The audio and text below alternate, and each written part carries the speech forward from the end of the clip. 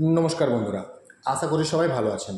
চ্যানেলের পক্ষ থেকে প্রত্যেককে জানাই মহাপঞ্চমীর শুভেচ্ছা। প্রত্যেকে ভালো থাকবেন এবং পুজো ভালোভাবে কাটাবেন। আজকে মার্কেটে দুটো গুরুত্বপূর্ণ বিষয় ছিল, যে দুটো বিষয় কিন্তু আমাদের জন্য পজিটিভ হিসেবে দেখা দিয়েছে।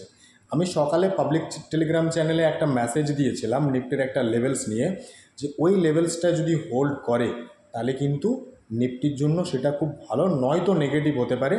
এবং সেকেন্ড আরেকটা বিষয় আমি বলেছিলাম যে আজকে দুটি স্টেটের ইলেকশনের রেজাল্ট ডিক্লেয়ার হবে।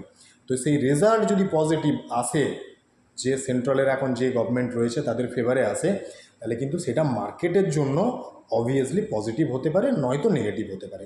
তো দুটো জায়গাতেই কিন্তু আজকে আমরা দেখলাম মার্কেটের জন্য পজিটিভ দিক বয়ে নিয়ে আসলো। আজকের ভিডিওতে মার্কেটে যে বাউন্স ব্যাক দেখা গেল, সেই বাউন্স ব্যাক কতটা সাস্টেনেবল হতে পারে বা কোন জায়গার থেকে আমরা বলতে পারবো মার্কেট এখান থেকে পজিটিভ, সেই ব্যাপারে আলোচনা করব। সেই সাথে দুটি স্টক কয়েকদিন আগেই আলোচনা করা হয়েছিল, যে স্টক দুটি নিয়েও আলোচনা করব। বলা হয়েছিল মার্কেট পজিটিভ হলে এই স্টক দুটি কিন্তু ভালো চলতে পারে, সেই স্টক দুটি নিয়ে কথা বলবো। তার আগে যারা চ্যানেলে প্রথমবার ভিজিট করছেন অবশ্যই চ্যানেল সাবস্ক্রাইব করুন, বেল আইকন প্রেস করে দিন। পাবলিক টেলিগ্রাম চ্যানেল যদি জয়েন না করেছেন অবশ্যই জয়েন করে যান, এবং এই ভিডিওটাকে দয়া করে রেকমেন্ডেশন ভিডিও হিসেবে নেবেন না, এটাকে লার্নিং ভিডিও হিসেবে নেবেন। প্রথমেই যেটা বলার সেটা হচ্ছে নিফটির যে একটা লেভেলস বলা হয়েছিল 24,760-এর কাছাকাছি, যে লেভেলসটা ছিল নিফটির লাস্ট সুইং, এর আগে যে র্যালিটা দিয়েছিল তার যে র্যালি, সেই র্যালির একটা বড় সুইং ছিল এই জায়গাটা। তো যদি এই জায়গাটাকে নিফটি ব্রেক ডাউন দিয়ে ফেলতো, যেটা গতকালকে হোল্ড করেছিল, তাহলে কিন্তু এখানে বলা যেত নিফটি বিয়ারিশ হয়ে গেছে। কিন্তু যেহেতু আজকে দেখা গেল যে নিফটি এখানে একটা গ্রিন কালারের ক্যান্ডেল বানালো এবং এই লেভেলের ওপরে ক্লোজিং দিল, তখন এখানে কিন্তু আমরা বলতে পারি নিফটি এখনও অবধি বিয়ারিশ নয়। সেই সাথে একটা বিষয় কিন্তু আমাদেরকে মাথায় রাখতে হবে, নিফটিকে আমরা এই মুহূর্তে বুলিশ কি বলতে পারি। বুলিশ বলতে হলে যেটা প্রথমেই আমাদেরকে মাথায় রাখতে হবে সেটা হচ্ছে একটা লেভেলস, যে লেভেলসের ওপরে নিফটি যখন প্রপারলি ক্লোজিং দিয়ে দেবে তখন বলা যেতে পারে যে নিফটি বুলিশ। সেটা হচ্ছে 25,336, যেটা এখানে একটা সুইং রয়েছে।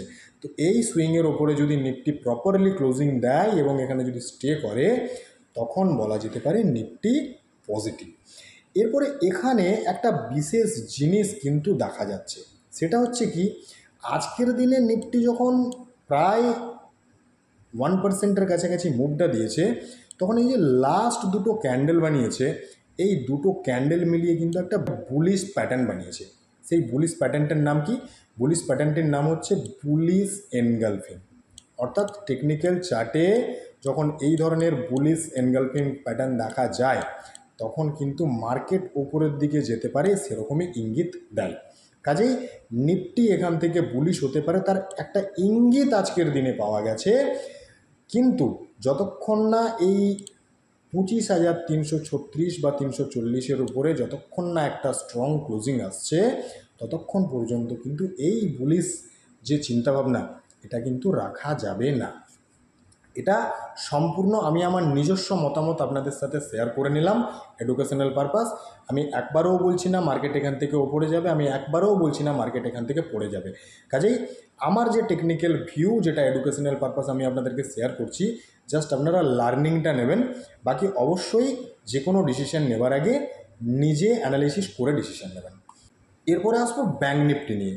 ব্যাঙ্ক নিফটি নিয়ে কথা বলার আগে পাবলিক টেলিগ্রাম চ্যানেল যদি এখনও জয়েন না করেছেন অবশ্যই জয়েন করে যাবেন, আমি ডিসক্রিপশনে লিঙ্ক দিয়ে রাখছি, সেখান থেকে জয়েন করতে পারবেন। যদি ব্যাঙ্ক নিফটিতে দেখা হয়, ব্যাঙ্ক নিফটিতে আজকের দিনে 1%-এরও বেশি মুভ কিন্তু দেখা গেছে। এবং ব্যাঙ্ক নিফটির ক্ষেত্রেও অলরেডি আমি ড্র করে রেখেছি 50,360-এর যে লেভেলস, যেটা এর আগে তার একটা স্ট্রং সুইংয়ের জায়গা ছিল, সেই জায়গাটাকে ব্রেকডাউন দিলে কিন্তু ব্যাঙ্ক নিফটিকেও বিয়ারিশ বলা যেত। কিন্তু এখানেও দেখা গেল আজকের দিনে কিন্তু একটা বাউন্স ব্যাক নিতে, এবং সবচেয়ে বড় কথা হলো এখানেও বুলিশ এনগালফিংয়ের মতন প্যাটার্ন একটা বানিয়েছে। অর্থাৎ ব্যাঙ্ক নিফটিও কিন্তু কোথাও না কোথাও এখানে একটা ইঙ্গিত দিচ্ছে ওপরের দিকে যেতে পারে।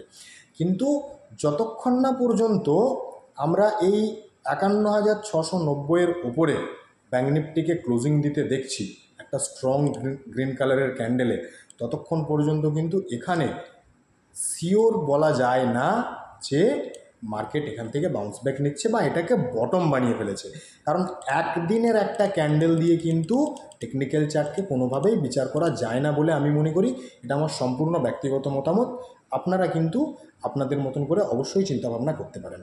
তাহলে ব্যাঙ্ক নিফটির ক্ষেত্রে যে লেভেলসটা বলা হলো সেটা হচ্ছে এই 51,690-এর ওপরে কিন্তু ব্যাঙ্ক নিফটির প্রপার ক্লোজিং আসলে এখান থেকে ফার্দার বুলিশ একটা দৃষ্টিভঙ্গি রাখা যেতে পারে ব্যাঙ্ক নিফটির ক্ষেত্রে। এরপরে আগের সপ্তাহে যে দুটি স্টক নিয়ে ডিসকাস করা হয়েছিল, এক্সাইড এবং জেকে পেপার লিমিটেড, যে মার্কেট যেখানে নেগেটিভ সেখানে কিন্তু এই স্টকগুলি তাদের লেভেলসগুলিকে হোল্ড করছে এবং মার্কেট পজিটিভ হলেই এখানে কিন্তু স্টকগুলির মধ্যে ভালো রকমের একটা মুভ আসার সম্ভাবনা রয়েছে। তো এক্সাইড ইন্ডাস্ট্রিজের ক্ষেত্রে যেটা দেখা গেল সেটা হচ্ছে স্টকটি বেশ ভালো জায়গাতে হোল্ড করছিল, তার যে ডাউন ট্রেন্ড লাইন ছিল সেই ট্রেন্ড লাইনকে গতকালকে রিটেস্ট করেছিল। আজকের দিনে দেখা গেল একটা বাউন্স ব্যাক ক্যান্ডেল এবং এখানে প্রায় 3%, 2.77%-এর একটা মুভ অলরেডি পাওয়া গেছে। সেই সাথে লাস্ট দুটো ক্যান্ডেল ঠিক যেটা নিফটি এবং ব্যাঙ্ক নিফটির ক্ষেত্রে দেখা গেছে, লাস্ট দুটো ক্যান্ডেলে এখানে দেখা যাচ্ছে বুলিশ এনগালফিংয়ের মতন প্যাটার্ন বানিয়েছে। তো এখানেও কিন্তু সম্ভাবনা রয়েছে যদি মার্কেট পজিটিভ হয়, নিফটি ব্যাঙ্ক নিফটি যদি আগামী ট্রেডিং সেশনে ভালো চলে, ওপরের দিকে মুভ দেয়, তাহলে কিন্তু এই স্টকটি ওপরের দিকে যেতে পারে।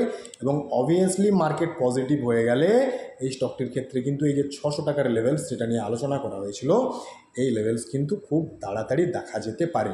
কারণ হচ্ছে কি, এখানে আরেকটা বিষয় পজিটিভ আসছে, সেটা হচ্ছে যখন এখানে ইএমএটা অ্যাপ্লাই করে দেওয়া হচ্ছে, দেখা যাচ্ছে যেটা 50 ইএমএ এবং 100 ইএমএকে গতকাল ব্রেক ডাউন দিয়ে ফেলেছিল, আজকের দিনে কিন্তু অলরেডি 100 ইএমের উপরে ক্লোজিং দিয়ে ফেলেছে এবং 50 ইএমের জাস্ট নিচে রয়েছে। তো যদি 50 ইএমএটাকে ব্রেকআউট দিয়ে দেয় এবং সেক্ষেত্রে প্রথম হার্ডেল যেটা থাকছে এই লেভেলটা মোটামুটি 513, এবং এই 513টাকে যখনই ব্রেকআউট দিয়ে একটা ভালো গ্রিন কালারের ক্যান্ডেল এখানে তৈরি করবে, তখন কিন্তু ওপরের দিকে লেভেলসটা খুব তাড়াতাড়ি আসার সম্ভাবনা থাকবে। কাজেই এক্সাইড ইন্ডাস্ট্রিজ কিন্তু ওয়াচ লিস্টে রাখা যেতে পারে, কিন্তু অবশ্যই মাথায় রাখবেন মার্কেটকে পজিটিভ হতে হবে। মার্কেট নেগেটিভ হলে কিন্তু এই টেকনিক্যাল ভিউ যেটা আসছে সেটা ইনভ্যালিড হয়ে যাবে। নেক্সট আরেকটি স্টক নিয়ে কথা বলা হয়েছিল, জেকে পেপার লিমিটেড। জেকে পেপার লিমিটেডের ক্ষেত্রে বলা হয়েছিল উইকলি চার্টে প্রথম যখন ডিসকাস করেছিলাম, এই যে লেভেলসটা রয়েছে 480-480-র ওপরে যদি উইকলি কোনো ক্যান্ডেল ক্লোজিং দেয়, সেক্ষেত্রে কিন্তু এই যে লেভেলসটা অর্থাৎ প্রায় যেটা আসছে আপনার 635-এর কাছাকাছি, এই লেভেলসটা দেখা যেতে পারে বলা হয়েছিল প্রথমে। তারপরে মাঝখানে আরও 2-3 দিন আগে একবার ডিসকাস করা হয়েছিল। তো সেখানে দেখা যাচ্ছে উইকলি চার্টে কিন্তু জেকে পেপারের মধ্যে একটা স্ট্রং মুভ আসার সম্ভাবনা দেখা যাচ্ছে। কারণ হচ্ছে কি, স্টকটা দীর্ঘদিনের যে চ্যানেল, যে এরিয়াটার মধ্যে ঘোরাফেরা করেছিল, সেটাকে ব্রেকআউট দিয়ে এই জায়গাটিকে রিটেস্ট করে কিন্তু আবার ওপরের দিকে যাচ্ছে। কাজেই মার্কেট যদি পজিটিভ হয় সেক্ষেত্রে কিন্তু এখানে একটা সম্ভাবনা থাকবে এই লেভেলটাকে টাচ বা এই লেভেলটাকে ব্রেক করে নতুন হাই বানানোর দিকে স্টকটি যেতে পারে। এরপর আজকের দিনে যদি দেখা হয় জেকে পেপারসের ক্ষেত্রে যেটা দেখা যাচ্ছে সেটা হচ্ছে আজকের দিনে কিন্তু বেশ ভালো একটা স্ট্রং ক্যান্ডেল বানিয়েছে, কিন্তু গতকালকের যে হাই ছিল সেই হাইকে ব্রেক করতে পারেনি। তো এখানে একটা বিষয় মাথায় রাখা যেতে পারে, সেটা হচ্ছে কি, এই জায়গার যে একটা সুইং রয়েছে, অর্থাৎ যে জায়গাতে আজকের দিনেও রিজেকশন পেয়েছে, সেটা হচ্ছে কত, মোটামুটি 502-503-এর কাছাকাছি। এর ওপরে যদি স্টকটি ধীরে ধীরে যেতে শুরু করে সেক্ষেত্রে কিন্তু এই 636কে অবশ্যই টাচ বা ব্রেকআউট দিতে পারে।